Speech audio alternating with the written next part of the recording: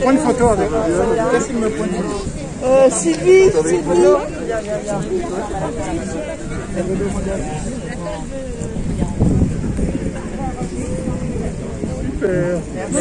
est-ce qu'on peut faire une photo avec vous pour les Ah, les rêves Sciences Po.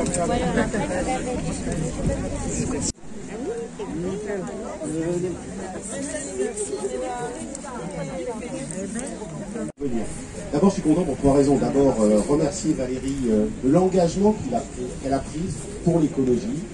Je ne connaissais pas Valérie Pécresse avant les régionales. Je la connaissais vue à la télé. Mais on a pu échanger, on a pu travailler sur le projet que vous avez porté en Ile-de-France pour les Franciliens. Et là, ça peut marcher. Très bien, merci beaucoup. Nicolas Beaucret, je voudrais vous faire rebondir, si vous voulez bien, sur ce que j'ai entendu plusieurs fois, et je le dis, je le répète pour un sénateur régulier, la décentralisation. Et sur les questions où la prise de politique, on va parler énormément de profiter. Et je pense que c'est aussi une question de faire de l'enfant de l'enfant. Dans quelle mesure, c'est pas la solidarité, c'est pas la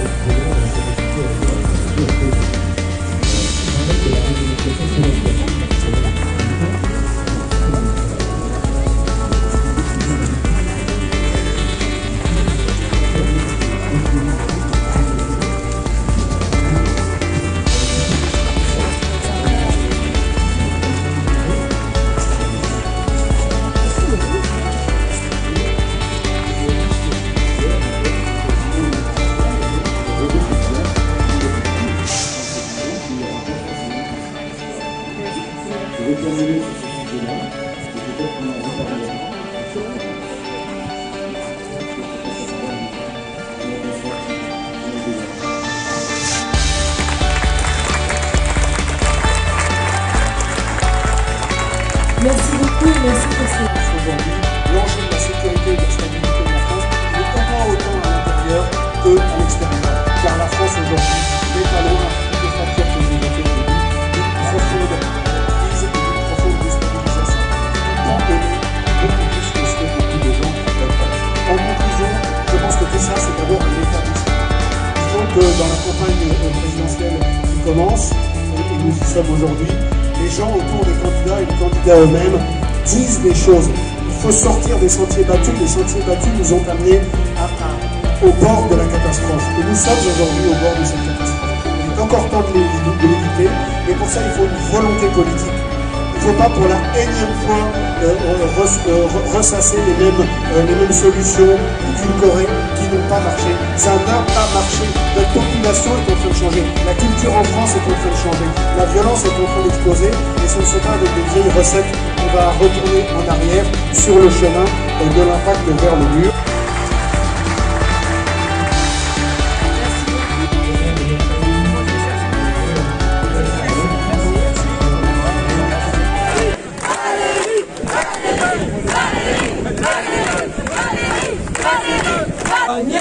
On va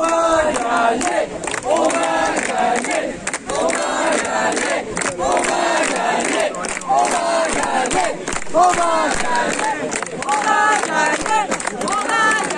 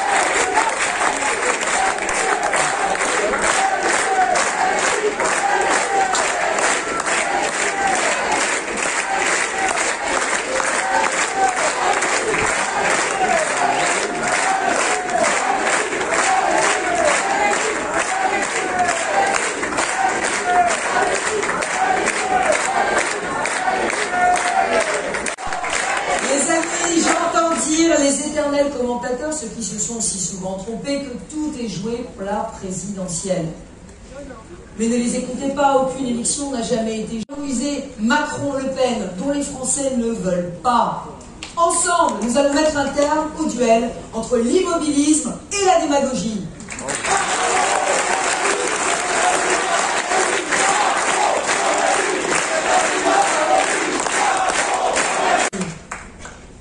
À l'heure où j'engage pour la France tout ce que je suis, je pense à un Corrézien.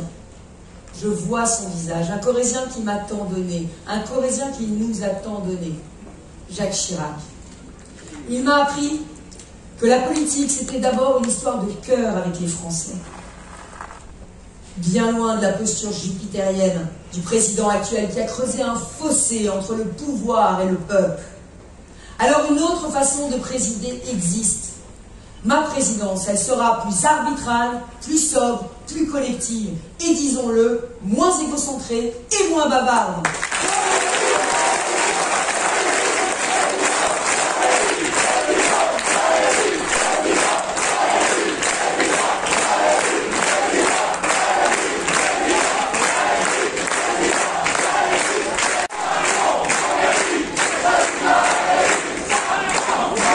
La démagogie, c'est une candidate qui est capable, en quelques semaines, de passer du refus radical de l'Europe et de l'euro à leur acceptation.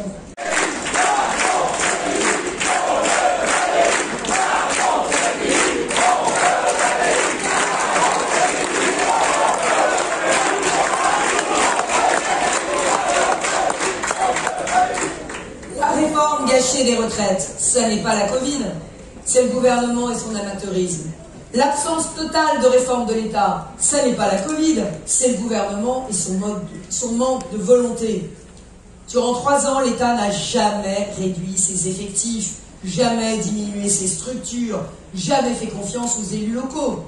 À force de vouloir faire tout, il devient le bouc émissaire de tous. Et puis la montée des communautarismes qui fracturent la nation et la laïcité, ça n'est pas non plus la Covid. C'est la rançon de 3 années d'aveuglement. Emmanuel Macron prétend qu'il n'y a pas de culture française, mais des cultures en France. Il qualifie l'assimilation des étrangers de problématique alors qu'elle figure comme une obligation dans notre code civil depuis 2 siècles. Rien d'étonnant que de voir ensuite les minorités réclamer de la République qu'elles se mettent à genoux. Et que dire de l'insécurité et du terrorisme? La délinquance pourrit la vie de quartiers entiers, tenus sous la coupe des trafiquants. À Marseille, les mafieux tirent sur des adolescents. À Conflans-Sainte-Honorine, un islamiste décapite un enseignant parce qu'il a voulu enseigner la laïcité. Quant à l'immigration irrégulière, elle est massive et débordante. Sur 8 étrangers interpellés en situation irrégulière, un seul est renvoyé de notre territoire. Il faut le dire, il y a des lieux en France où la France n'existe plus, ni par ses lois, ni dans son mode de vie. Des zones de non-France. Et croyez-moi, les habitants de ces quartiers, qui pourtant viennent souvent des 4 coins du monde, ils en ont plus qu'assez. Alors je veux parler pour ces familles des quartiers populaires qui veulent de l'ordre, de l'éducation pour leurs enfants et du travail. Elles veulent la République. La vraie, c'est qu'il n'est ni une passoire, ni une pétaudière.